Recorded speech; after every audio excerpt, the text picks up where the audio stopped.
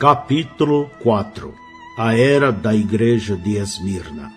Apocalipse capítulo 2, verso 8 ao 11.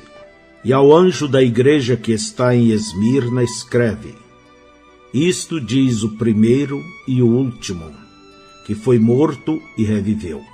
Eu sei as tuas obras, e tribulação e pobreza, mas tu és rico, e a blasfêmia dos que se dizem judeus e não são, mas são a sinagoga de Satanás. Nada temas das coisas que hás de padecer. Eis que o diabo lançará alguns de vós na prisão, para que sejais tentados, e tereis uma tribulação de 10 dias. Sê fiel até a morte, e dar-te-ei a coroa da vida. Quem tem ouvidos, ouça o que o Espírito diz às igrejas. O que vencer não receberá o dano da segunda morte. Introdução. A fim de relembrar, eu quero salientar novamente como chegamos a encontrar os nomes dos mensageiros das várias eras. Deus, em sua soberana vontade, cuidou para que a história da Igreja do Novo Testamento não se perdesse, assim como ele cuidou para que a história de Israel não se perdesse, colocando-a na Bíblia e confirmando-a hoje a partir de inúmeros rolos de pergaminhos, vasos de barros e outros artefatos que os arqueólogos têm descoberto e interpretado. Nós, em realidade, temos o comentário corrente da história bíblica desde a primeira página até agora.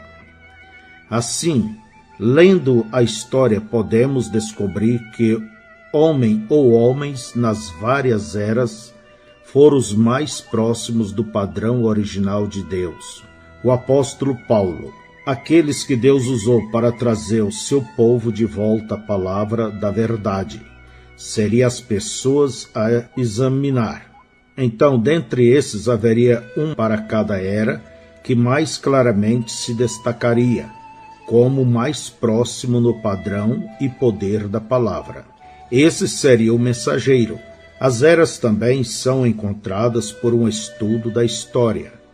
Precisa-se simplesmente ler as eras, como se encontra em Apocalipse, e tudo isso se amolda perfeitamente com a história como realmente deve. Uma vez que as eras da igreja foram prenunciadas por Deus e suas próprias condições reveladas, então necessariamente a história que se seguiria seria como a Bíblia descreveu.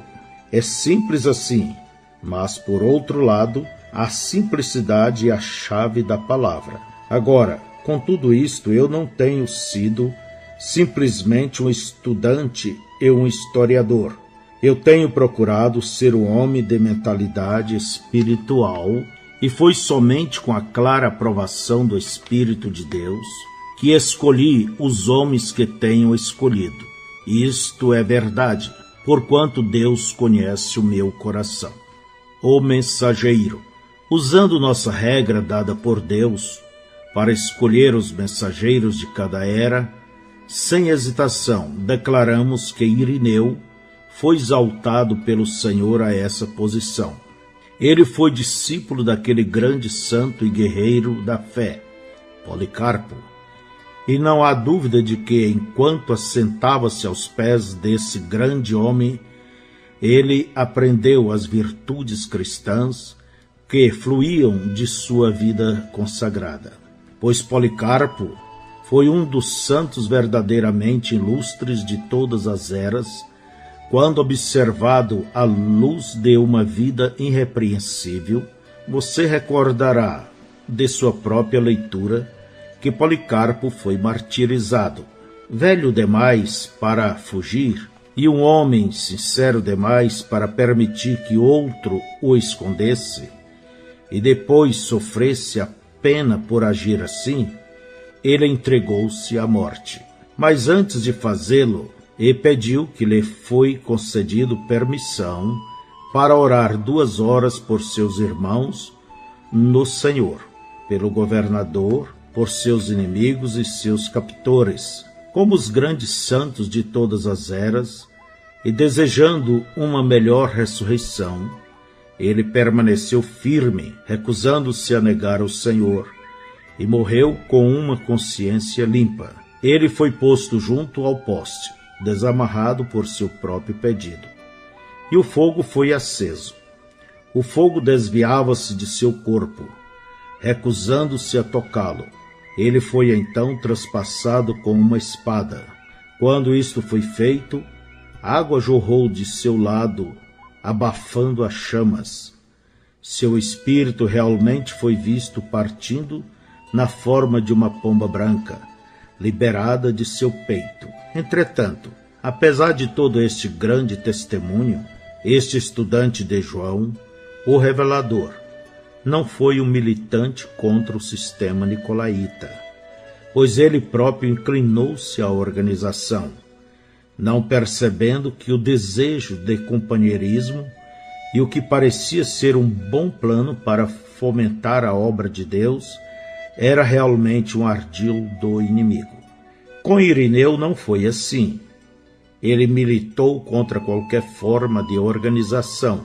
Além disso, a história de sua vida, na qual ele serviu ao Senhor, foi de muita manifestação do Espírito Santo, e a palavra era ensinada com incomum clareza e conformidade com seus preceitos originais. Sabe-se que suas igrejas na França tinham os dons do Espírito entre elas, pois os santos falavam em línguas, profetizavam, ressuscitavam os mortos e curavam os doentes pela oração da fé. Ele viu o perigo de qualquer tipo de irmandade organizada entre os anciãos, pastores e etc. Ele solidamente defendeu uma igreja local unificada, cheia do Espírito, manifestando os dons. E Deus o honrou, pois o poder de Deus manifestava-se entre os santos. Ele também foi claro quanto à sua compreensão da divindade. É visto que ele foi discípulo de Policarpo, que por sua vez foi discípulo de São João. Podemos saber com certeza que ele tinha um ensinamento tão perfeito quanto possível sobre este assunto. No volume 1, página 412 dos Pais Antinicenos, temos esta declaração dele sobre a divindade. Todas as outras expressões, do mesmo modo, revelam o título de um único e mesmo ser. O Senhor do poder, o Senhor, o Pai de todos, Deus Todo-Poderoso, Altíssimo, Criador, Feitor e outros semelhantes. Estes não são nomes e títulos de uma sucessão de diferentes seres, mas de um único e mesmo ser. Ele mostrou claramente que estes são apenas títulos como o Rosa de Saron, resplandecente estrela da manhã, mais formoso dentre os milhares e etc. Também não há senão um Deus. Seu nome é Senhor Jesus Cristo. Dessa forma, com sua estrita adesão à palavra, sua maravilhosa compreensão da Escritura e a assistência do poder de Deus sobre esse mistério, ele é a escolha certa para a era. É inteiramente lamentável que as outras eras não tiveram em seus mensageiros um tal equilíbrio de fruto, poder e liderança do Espírito Santo e na palavra. Esmirna. A cidade de Esmirna estava situada um pouco ao norte de Éfeso, na entrada do Golfo de Esmirna. Por causa de seu porto excelente, era um centro comercial de renome por suas exportações. Era também distinguida por suas escolas de retórica, filosofia, medicina, ciências e belas construções. Muitos judeus viviam lá, e eles eram amargamente contrários ao cristianismo, até mesmo mais do que eram os romanos. De fato, Policarpo, o primeiro bispo de Esmirna, foi martirizado pelos judeus e disse que eles profanaram o seu dia santo, sábado, para carregar a madeira que formaria sua pira fúnebre. A palavra Esmirna significa amarga, sendo derivado da palavra mirra. Mirra era usada na embalsamação dos mortos. Assim temos um significado duplo encontrado no nome desta era. Foi uma era amarga, cheia de morte. As duas vinhas dentro da estrutura da igreja estavam se apartando mais, com um amargor intensificado em direção à verdadeira vinha, por parte da falsa. A morte não era apenas a semente da falsa vinha, mas até mesmo na verdadeira vinha havia uma paralisia e impotência progressivas, porque já tinha se desviado da verdade não adulterada dos primeiros poucos anos após o Pentecostes. E nenhum verdadeiro crente é mais forte e espiritualmente saudável e vivo do que seu conhecimento e adesão à pura palavra de Deus, como visto através de inúmeros exemplos no Velho Testamento. A organização estava crescendo a passo acelerado, confirmando e aumentando a morte do grupo de membros, porque a liderança do Espírito Santo fora deposta e a palavra substituída por credos, dogmas e um ritual feito pelo homem. Quando Israel entrou em alianças ilegais com o mundo e contraiu amizades através de casamento, chegou finalmente o dia quando o mundo assumiu o comando e Babilônia arrebatou o povo de Deus para dentro do cativeiro. Agora, quando entraram para o cativeiro, eles entraram tendo um sacerdócio, um templo e a palavra. Porém, quando voltaram, eles tinham rabinos, uma ordem teológica de fariseus, uma sinagoga e o Talmud. E quando Jesus veio, eles estavam tão corrompidos que ele chamou-os de seu pai, o diabo, e isto apesar deles serem de Abraão, segundo a carne. Nesta era nós vemos a mesma coisa acontecendo. Entretanto, visto que todo Israel não é Israel, porém um pequeno grupo eram os verdadeiros israelitas espirituais. Assim haveria sempre um pequeno grupo de verdadeiros cristãos, a noiva de Cristo, até que ele viesse para os seus. Nesta cidade havia 2 templos famosos. Um era o templo erigido para a adoração de Zeus, e o outro fora erigido para Cibele. E entre esses 2 templos foi encontrada a mais bela estrada dos tempos antigos, chamada a Rua de Ouro. Para mim isto retrata uma mais extensa invasão do paganismo que já tinha começado na primeira era, mas sabendo-se existir somente em Roma, a união dos 2 templos, de um Deus e uma deusa.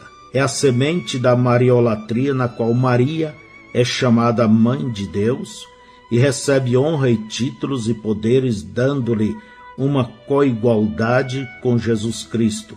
A Rua de Ouro que os une é um quadro da cobiça que fez com que os organizadores nicolaítas unissem o Estado e a Igreja, porque conhecia a riqueza e o poder que isto lhes oferecia. Assim como a era de Éfeso foi nada menos que a sementeira para a trágica era de Pérgamo, que ainda estava no futuro. Esta era de Esmirna foi a chuva, o sol e a alimentação que assegurou a vil corrupção, que confirmaria a igreja em idolatria, que é fornicação espiritual, da qual ela jamais se levantaria. A morte a estava permeando da raiz ao ramo, e aqueles que participavam dela participavam da amargura e da morte. Esta era durou de 170 a 312 depois de Cristo. A saudação. Apocalipse 2:8. Isto diz o primeiro e o último, que foi morto e reviveu. O primeiro e o último, que foi morto e reviveu. Ora, estas não são palavras de um homem, um mero homem. Pudesse ele falar da sepultura, diria: eu sou o primeiro e o último que vivo e estou morto. A primeira coisa que acontece a um homem é que ele nasce, está vivo. E a última coisa que acontece é que ele morre. Portanto, este não é um homem falando, este é a deidade. O homem, Adão, tomou a vida e a converteu em morte, mas este homem, Jesus, tomou a morte e a converteu em vida. Adão tomou a inocência e a converteu em culpa. Este tomou a culpa e a converteu em justiça. Adão tomou um paraíso e o converteu num imenso e agreste deserto. Porém este, para converter uma terra oscilante, cambaleante, com a destruição num outro Éden. Adão tomou uma vida de comunhão e alegria com Deus e a converteu num deserto de trevas espirituais que causou todo o pecado, decadência moral, dor, sofrimento, desilusão e corrupção que guerreiam dentro das almas dos homens. Mas este, a partir de toda a morte trágica e degradação que preencheu a humanidade, causou uma vida de justiça e beleza, de forma que, assim como o pecado uma vez reinou na morte, também os homens pudessem agora reinar na justiça por um, a saber, Jesus Cristo. E não é assim com a ofensa, embora em verdade ela fosse terrível, porém agora muito mais é o seu dom para a vida eterna. E aqui está ele, andando no meio daqueles a quem redimiu, a saber, sua igreja. E o que era aqueles que foram redimidos? Não eram muitos como Paulo, assassinos e corruptores? Não eram muitos como o ladrão moribundo, saqueadores e homicidas? Todos troféus de sua graça, todos trazidos de volta da morte, todos vivificados em Cristo Jesus, o Senhor. Eu não sei se você notou a saudação para a primeira era e depois notou a desta era. Simplesmente coloque-as juntas. Isto diz aquele que tem na sua destra 7 estrelas e anda no meio das igrejas. Isto diz o primeiro e o último, que foi morto e reviveu. Esta é a mesma e única pessoa, e ele nos está deixando saber que a igreja é sua. Como a semente do fruto está no meio do fruto, assim está ele, a semente real, no meio da igreja. Como só a semente tem vida em si, assim é ele, o autor da vida para a igreja. O seu andar significa o seu incansável cuidado por ela. Ele é o sumo pastor zelando pelos seus. Esse é o seu direito, pois ele comprou essa igreja com seu próprio sangue. Esse sangue é o sangue de Deus. Aquele que possui essa igreja é Deus, o próprio Deus. Ele é o primeiro e o último. Esse título implica eternidade. Ele foi morto e reviveu. Ele pagou o preço de maneira que ele tem exclusiva posse do templo de Deus. Ele o governa. Ele é adorado nele. Ele se ressente de qualquer um que assuma a direção de seu domínio e autoridade. Sem dúvida, a razão pela qual ele se apresenta a cada era como a deidade é para divertir e confortar as pessoas. Ele adverte a falsa vinha e conforta a verdadeira vinha. Ele é o único verdadeiro Deus Todo-Poderoso. Ouça-o e viva. Condições da era. Apocalipse 2:9. Eu sei as tuas obras e tribulação e pobreza, mas tu és rico. E a blasfêmia dos que se dizem judeus e não são, mas são a sinagoga de Satanás. A chave para esta era, evidentemente, a tribulação. Se houve tribulação na primeira era, eis agora predita uma tribulação intensificada durante toda a segunda era. Não há dúvida de que as seguintes palavras de Paulo referia-se à multidão de cristãos, onde quer que estivesse no mundo e em cada era. Hebreus 10, 32 a 38. Lembrai-vos, porém, dos dias passados, em que, depois de serdes iluminados, suportastes grande combate de aflições. Em parte fostes feito espetáculo com vitupérios e tribulações, e em parte fostes participantes com os que assim foram tratados. Porque também vós compadeceste dos que estavam nas prisões, e com gozo permitistes a expoliação dos vossos bens, sabendo que em vós mesmos tendes nos céus uma possessão melhor e permanente.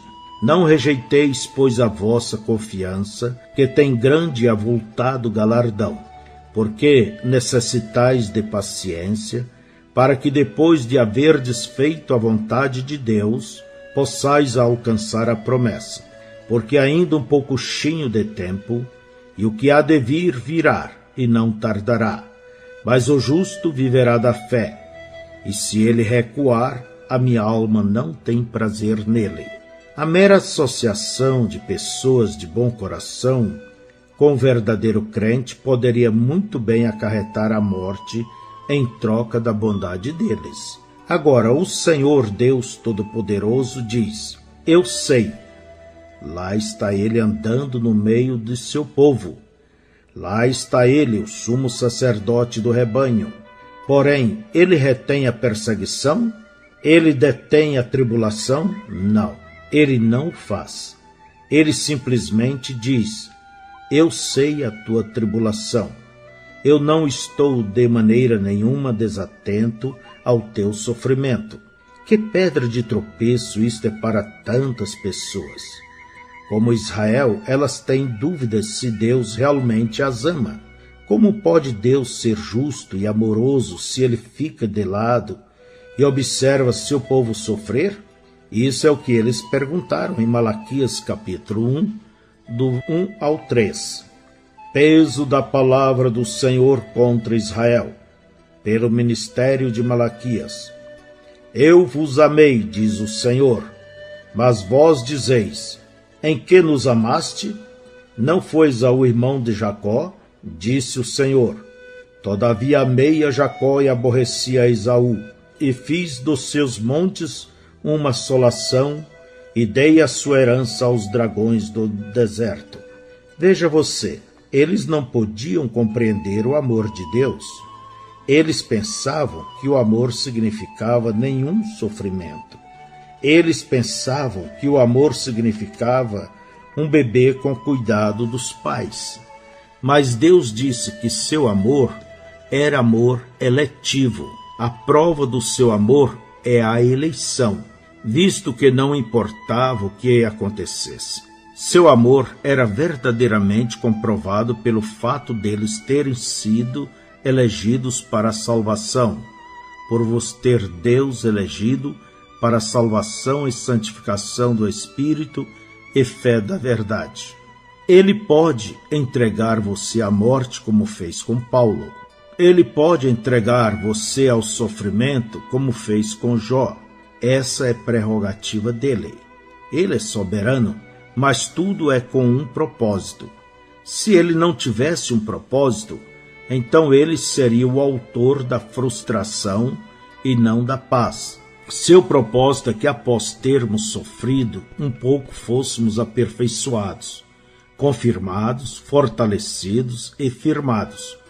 Como disse Jó, ele cuida de nós. Jó 23, parte do verso 6.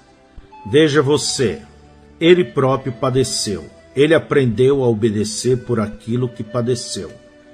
Ele verdadeiramente foi aperfeiçoado por aquilo que padeceu.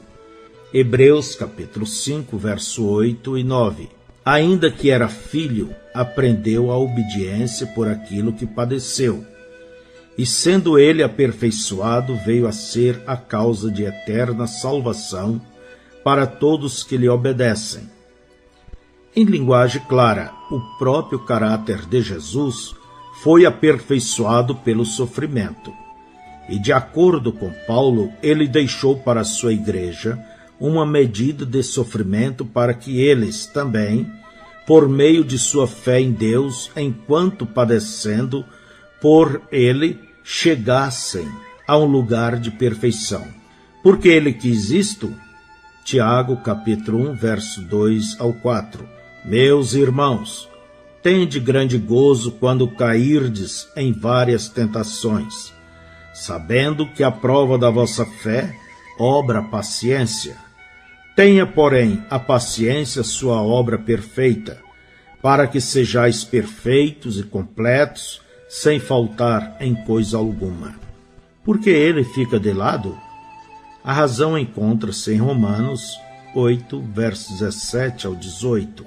E, se nós somos filhos, somos logo herdeiros também, herdeiros de Deus e co-herdeiros de Cristo. Se é certo que com ele padecemos, para que também com ele sejamos glorificados. Porque para mim, tenho por certo que as aflições deste tempo presente não são para comparar com a glória que em nós há de ser revelada. A menos que padeçamos com ele, não podemos reinar com ele. Você tem que padecer para reinar. A razão disto é que o caráter simplesmente nunca é formado sem sofrimento. O caráter é uma vitória, não um dom. Um homem sem caráter não pode reinar, porque o poder sem o caráter é satânico.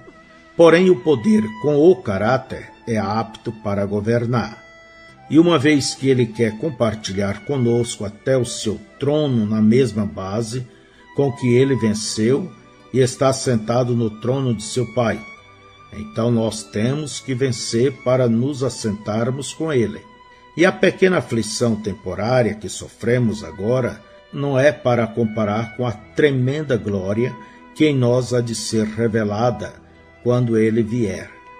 Oh, que tesouros estão armazenados para aqueles que estão dispostos a entrar em seu reino através de muita tribulação. Não estranheis a ardente prova que vem sobre vós para vos tentar. Isso é o que Pedro disse. É estranho que Deus queira desenvolver em nós um caráter semelhante a Cristo, que vem através do sofrimento? Não, Senhor. E todos nós temos provas, todos nós somos provados e corrigidos como filhos. Não há um que não passe por isso. A igreja que não está padecendo e não está sendo provada, não tem isto, não é de Deus. Hebreus 12, 6. Porque o Senhor corrige o que ama, e açoita qualquer que recebe por filho. Mas se estais sem disciplina, da qual todos são feitos participantes, sois então bastardos e não filhos. Agora, esta condição especial em Esmirna deve ser aplicada a cada era. Não há nenhuma era livre disto. Não há nenhum verdadeiro crente livre disso. Isto é de Deus. Esta é a vontade de Deus. É necessário. Precisamos do Senhor para nos ensinar a verdade de que devemos padecer e ser semelhantes a Cristo ao cumprir isto. O amor é sofredor, é benigno. Mateus 5, 11 e verso 12 diz: Bem-aventurados sois vós quando vos injuriarem, e perseguirem, e mentindo disserem todo mal contra vós por minha causa. Exultai e alegrai-vos, porque é grande o vosso galardão nos céus, porque assim perseguiram os profetas que foram antes de vós. Os céus nublados e tempestades da vida não são sinais da desaprovação de Deus. Tampouco céus claros e águas tranquilas são sinais de seu amor e aprovação. Sua aprovação de qualquer um de nós é somente no amado. Seu amor é eletivo, o qual ele tinha por nós antes da fundação do mundo. Ele nos ama? Ah, sim. Mas como sabemos? Nós saberemos porque ele assim disse, e manifestou que de fato ele nos amou, porque nos trouxe para si, nos deu do seu Espírito, estabelecendo-nos como filhos. E como provarei meu amor por ele? Crendo no que ele disse, e conduzindo-me com gozo no meio das provas que ele, com sua sabedoria, permite acontecer. Eu sei a tua pobreza, mas tu és rico. Aí está novamente. Veja-o, andando para cima e para baixo, no meio de sua igreja. Como um pai, ele está observando sua família. Ele é o cabeça de sua família. Ele é o provedor. Ele é o protetor. Todavia ele observa a pobreza deles. Como o crente sem instrução tropeça nisto? Como pode Deus suportar observar os seus num tempo de necessidade e simplesmente não parar aquilo tudo? Simplesmente ceder e derramar generosamente cada coisa material sobre eles? É aqui que você tem que crer novamente no amor e bondade e sabedoria de Deus. Isto também é necessário. Recordem que ele admoestou: não vos inquieteis pelo dia de amanhã, pelo que haveis de comer ou pelo que haveis de vestir. Vosso Pai sabe das coisas de que necessitais. Aquele que veste o lírio e alimenta o pardal fará muito mais por vós.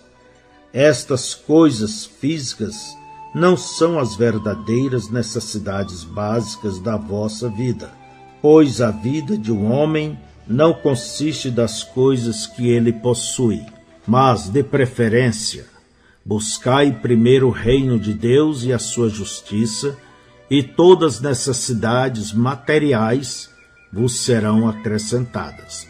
O povo de Deus não é inclinado ao material, eles são inclinados a Cristo. Eles não buscam os tesouros que são de baixo, eles buscam os que são de cima.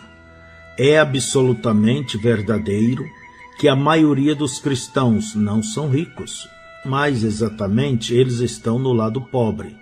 Foi assim nos dias de Jesus. Isso foi verdade nos dias de Paulo e deve ser verdade hoje. Isto não é tão verdade hoje porque a era de Laodiceia é uma era de vasta riqueza, onde frequentemente o critério de espiritualidade é a abundância de bens terrenos. Que coisa! Quão rica é a igreja em bens, mas quão pobre em espírito! Bem-aventurado vós os pobres, porque vosso é o reino de Deus. O reino de Deus não é comida nem bebida, não é material, ele está dentro de nós. Um homem rico é rico em Deus. Um homem rico é rico em Deus, não em coisas mundanas. Clama o Espírito. Eu vejo tua pobreza, eu vejo tua necessidade. Tu não tens muito se tiveres algo do que te jactares. O que tinhas foi tirado de ti. Tu alegremente renunciaste às tuas possessões em troca das eternas. Tu és zombada, tu és escarnecida, tu não tens recursos materiais aos quais recorrer, mas tu és rica. Apesar de tudo isto, tua segurança repousa naquele que é teu escudo e teu grandíssimo galardão. Teu reino ainda está por vir, mas ele virá. Ele será um reino eterno. Sim, eu estou cônscio de tuas provas e pesares. Eu sei quão duro é avançar, mas eu lembrarei tudo isto quando retornar para te reclamar como minha propriedade, e então eu te recompensarei. Agora, isso não é nada contra as pessoas ricas, porque Deus pode salvar um homem rico. Alguns dos filhos de Deus são ricos, mas o dinheiro pode ser um grande laço, não somente para aqueles que o têm, mas para os que não o têm. Lá atrás, na primeira era, Tiago clamou àqueles que estavam dando grande valor às pessoas ricas. Não tenhais a fé de nosso Senhor Jesus Cristo em acepção de pessoas. Os pobres ali estavam procurando adular os ricos a fim de obterem ajuda, em vez de confiar em Deus. Não façam isto, diz Tiago. Não façam isto. O dinheiro não é tudo. O dinheiro não é a resposta. E hoje também não é a resposta. Temos mais riqueza do que jamais tivemos, e todavia menos está sendo realizado espiritualmente. Não é com dinheiro que Deus trabalha. Ele se move pelo seu Espírito, e esse movimento do Espírito somente vem a uma vida consagrada à palavra.